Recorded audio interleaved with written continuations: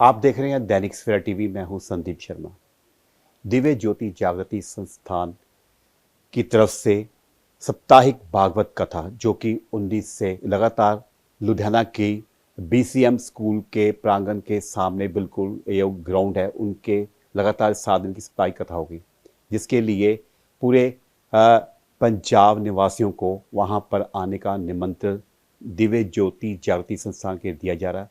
और खासकर इस भागवत साप्ताहिक कथा में आने वाले भक्तों और श्रद्धालुओं को एक खास संदेश मिलेगा, जिसके लिए दिव्य ज्योति जागृत संस्थान की तरफ से हमेशा ही पंजाब व देशवासियों को समाज में आ रही त्रुटि को दूर करने के लिए जागरूक किया जाता है। तो इस बार खासकर लुधियाना में होने वाली साप्ताहिक कथा का एक विशेष महत्व होगा, जिसका आशीर्वाद दिव्य गुरु श्री आशुतोष महाराज जी की कृपा से ये साप्ताहिक कथा होने जा रही। तो मेरे साथ मौजूद हैं कथा व्यास साध्वी सुश्री वैष्णवी भारती जी। नमस्कार जी। नमस्कार। जय श्री कृष्ण। आपको बड़े बड़े टीवी चैनलों में हम देखते हैं, कथा व्यास भी बहुत हमने देखते हैं। कथा व्यास होती है यहाँ पर, बड़ा महामंडलेश्वरी पंजाब में बहुत होते हैं, कथा व्यास करते हैं। खासकर इस बार दिव्य ज्योति जागृति संस्थान की तरफ से इस साप्ताहिक कथा में क्या विशेष है और कितने दिन की कथा और कहाँ पर होगी? जी, सभी दर्शकों को सबसे पहले जय श्री कृष्णा, राधे राधे। और यह कथा दिव्य ज्योति जागृति संस्थान की ओर से गुरुदेव सर्व श्री आशुतोष महाराज जी की कृपा से लुधियाना में 19 फरवरी से 25 फरवरी तक होने जा रही है। सायं ठीक 7 बजे से रात्रि 10 बजे तक इसका समय रहेगा। और यह 32 सेक्टर में बीसीएम स्कूल के सामने मार्केट ग्राउंड में इसका बहुत सुंदर एक भव्य शामियाना लगाया गया है। आप सभी भक्तों के वहाँ बैठने के लिए अच्छी व्यवस्था है, प्रबंध है। और सबसे बड़ी बात जो अभी आपने भैया प्रश्न किया है कि ये कथा विलक्षण या अलग कैसे है। जी बिल्कुल। तो दिव्य ज्योति जागृति संस्थान की ओर से जो कथा का आयोजन हो रहा है, श्रीमद् भागवत साप्ताहिक ज्ञान यज्ञ का, भागवत महापुराण जिसे मोक्ष पारायण पुराण कहा जाता है। अन्य पुराण है हमारी भारतीय संस्कृति में, लेकिन भागवत महापुराण को ही मोक्ष प्रदाता कहा जाता है। और ये विलक्षण कैसे है? मोक्ष का अर्थ है, मुक्ति का अर्थ है हमारी अज्ञानता की समापन। जो हमारे अंदर संशय, अज्ञानता की ग्रंथियां हैं, उनका समापन कैसे हो सके, वो कैसे टूटे या कैसे डिसॉल्व हो सके। तो उसके अंदर समाज का प्रत्येक स्तर आता है, जिसमें विशेषकर बच्चे भी आते हैं। जो छोटे बच्चे कल किशोर होंगे, युवा बनेंगे, जो देश की रीढ़ की हड्डी बनेंगे, उन युवाओं और बच्चों के लिए विशेष इसमें हमने एक पाठ रखा है, जिसमें श्री कृष्ण जी की लीलाओं के माध्यम से और प्रहलाद जी के प्रकरण के माध्यम से ये बताएंगे हम कि वो छोटे बच्चे जो आज के समय में मोबाइल पर लगे हैं, पेरेंट्स ही उनको मोबाइल दे देते हैं, फिर उनसे लेना तो बड़ा मुश्किल है और उनका स्क्रीन टाइम भी बढ़ रहा है। तो आप उसको कैसे ओवरकम कर सकते हैं। और जो युवा हैं हमारे, उनमें स्ट्रेस और एंजाइटी का लेवल बढ़ता जा रहा है और उसके कारण वो नशा करते हैं, ओबेसिटी बढ़ती है और हमारे हेल्थ इश्यूज के साथ मेंटल इश्यूज बढ़ते जा रहे हैं। तो उस मेंटल लेवल पर उनको पीस ऑफ माइंड कैसे देती भागवत महापुराण, उसके लिए कथा में आना पड़ेगा। यह कथा मतलब वृद्ध या प्रौढ़ के लिए ही नहीं है, ये युवाओं और बच्चों के लिए विशेषकर कथा है। मेरा सवाल वही फिर दोबारा वही आता है। हाँ। मैंने पहली बात की कि विलक्षण ये कथा होने जा रही है, हमने भी सुना है, देखते हैं हम आपको भी। देश में कुरीति की बात की जाती है आज के दौर में, जैसे आपने बात की है मोबाइल की स्क्रीनिंग की बात की है। बेशक आज के दौर में एक परिवार के अगर 4 सदस्य हैं, चारों सदस्य अलग अलग रूम उनके हो गए, अलग अलग दिशाओं में बैठने शुरू हो गए। जबकि अगर पिछले दौर की बात की जाए, कथाएं भी होती थी, सब परिवार बैठते थे, सुनते थे और पूरा कथा सुनते, 7 दिन की हो चाहे 9 दिन की कथा सुनते थे। अब ये ट्रेंड हो गया, अभी मोबाइल बच्चों के हाथ में आ गया, पेरेंट्स ने उनको पूरी छूट दे दी है। दूसरी तरफ कुरीति की तरफ ही भागे, मोबाइल की तरफ से भगवान की तरफ ज़्यादा तवज्जो नहीं दे रहे, अपनी खास के भारत की अपनी सनातन धर्म की संस्कृति को वो भूल गए। जी बिल्कुल सही कहा आपने। और भारतीय संस्कृति की जो जड़ है वो अध्यात्म है और उससे जोड़ने के लिए श्रीमद् भागवत महापुराण की कथा है। और यह इसमें भगवान श्री कृष्ण जी की लीलाएं देखिए आप, उनकी किशोरावस्था की लीलाएं देखिए आप, वो सारी चीज़ें जो है हमारी संस्कृति के साथ हमें जोड़ रही हैं। तो भागवत महापुराण जो है ये एक ऐसा पुराण है जिसके अंदर अध्यात्म है, धर्म है, भक्ति है, इसके अंदर सत्संग की महिमा है, और सबसे बड़ी बात ये परम वैज्ञानिक महापुराण है। जैसे श्रीमद् भागवत महापुराण की आरती में भी आता है ना, ये वैज्ञानिक महापुराण है। इसमें बहुत सारे साइंटिफिक एस्पेक्ट्स भी हैं जो आज के लोगों को ज़्यादा अपील करते हैं। तो जब इस कथा में सुनने आएंगे श्रद्धालु तो इसमें पाएंगे गुरु महाराज जी की कृपा से कि विज्ञान के साथ, अध्यात्म के साथ उसे मॉडिफाई करके आज की भाषा में, आज के ही लोगों के लिए उसे कैसे प्रस्तुत किया जाता है, भजनों के माध्यम से, प्रवचनों के माध्यम से।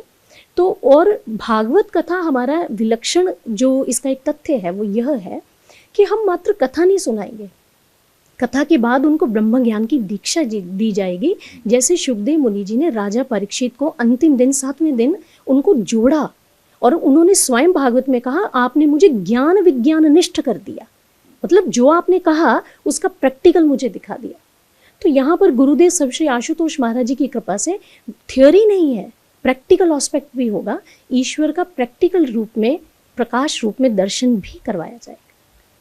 बार बार बात की जाती है, पुरातन समय की बात की। मैं पहली बार परिवार इकट्ठे होकर जाते थे, कथाएं सुनते थे, कीर्तन संकीर्तन करते हैं। अब वेस्टर्न कल्चर ज़्यादा हम लोगों ने अपनाया, जिससे अब आज के दौर में अगर बात की जाए, मेडिकल साइंस बहुत तरक्की की हुई है। डॉक्टर भी एक समय पर आकर बोलते हैं भगवान के ऊपर भरोसा रखो, भगवान गॉड इज ग्रेट। वो चमत्कार हमने देखे हैं, होते भी हैं। जी बिल्कुल भैया, जहाँ विज्ञान की पहुंच खत्म हो जाती सीमा, वहाँ से अध्यात्म प्रारंभ होता है, और यही हमारी भारतीय संस्कृति। तो अध्यात्म यही तो देने आया। आज लोग एंग्जाइटी में हैं जबकि उसकी मेडिसिन भी हैं। कितने मेंटल इश्यूज हैं, बच्चों में हो रहे हैं, छोटे छोटे बच्चों में, बड़ा को तो क्या कहना है ना।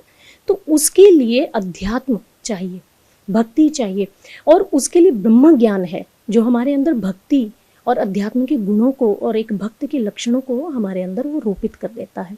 ये ब्रह्म ज्ञान का अर्थ है कि ईश्वर का प्रैक्टिकल रूप में दर्शन कर लेना। तो ये ब्रह्म ज्ञान देने के लिए ये कथा आई है। और पहले जैसे आपने बात की कि परिवार पूरे मिलके संकीर्तन करते थे, है ना, कथा में आना कि एक संकीर्तन होगा। तो आज के समय में जेंजीज जो हैं, जो जनरेशन, वो उसे भजन क्लबिंग कह रहे हैं। तो ये भजन क्लबिंग का कॉन्सेप्ट भी हमारी कथा में चलेगा, ताकि जेंजीज भी आकर्षित हो सके, उनको कीर्तन की महिमा बताई जाएगी।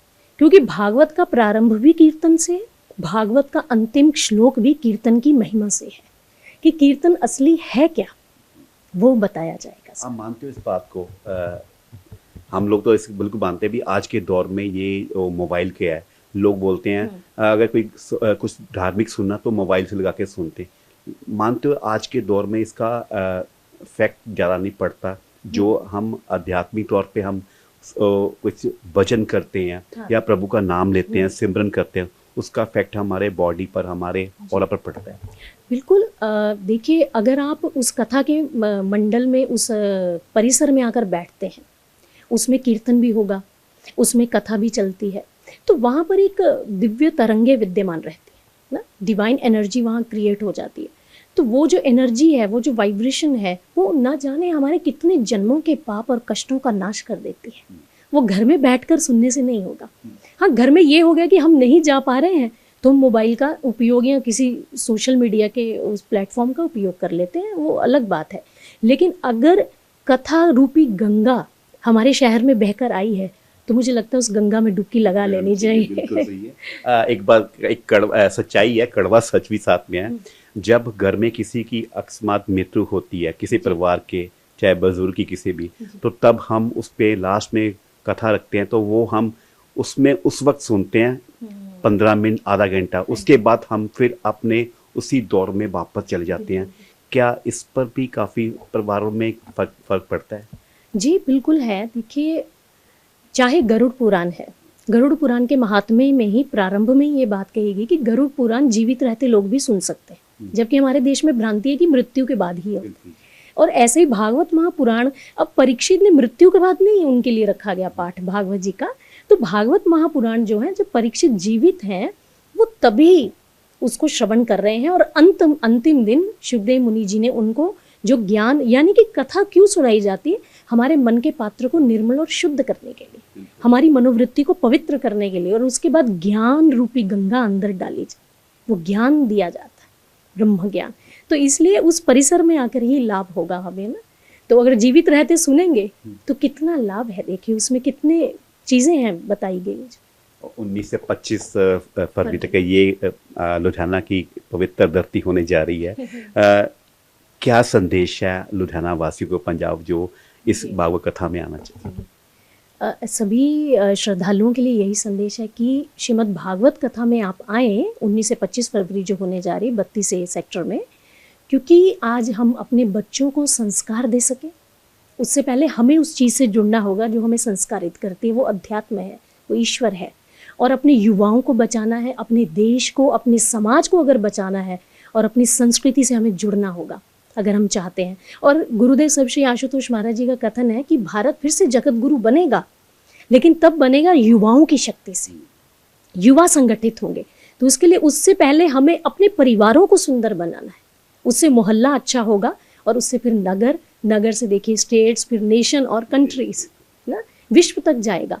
तो उसके लिए आपको सादर आमंत्रण, अपने बच्चों सहित, युवाओं सहित आप इस कथा में आए और 7 दिवसीय इस गंगा में डुबकी लगाइए। ये त्रिवेणी आपके लुधियाना शहर में प्रवाहित होने जा रही है। बहुत बहुत शुक्रिया, धन्यवाद।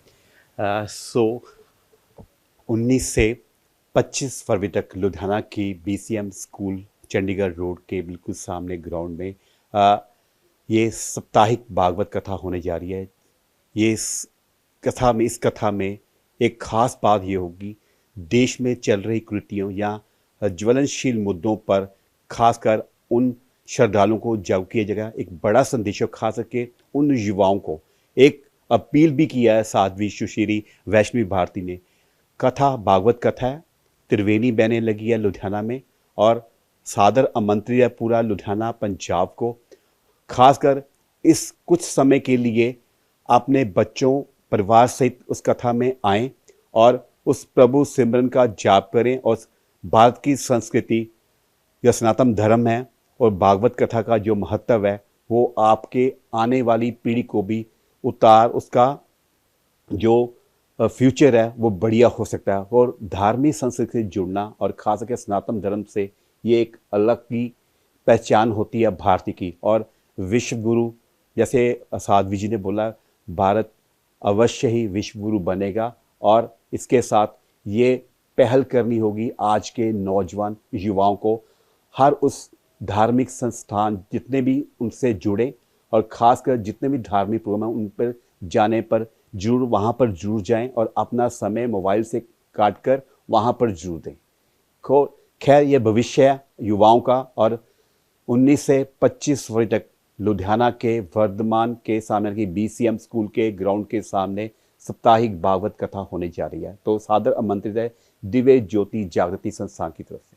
कैमरामैन बॉबी के साथ संदीप शर्मा, दैनिक सवेरा TV लुधियाना।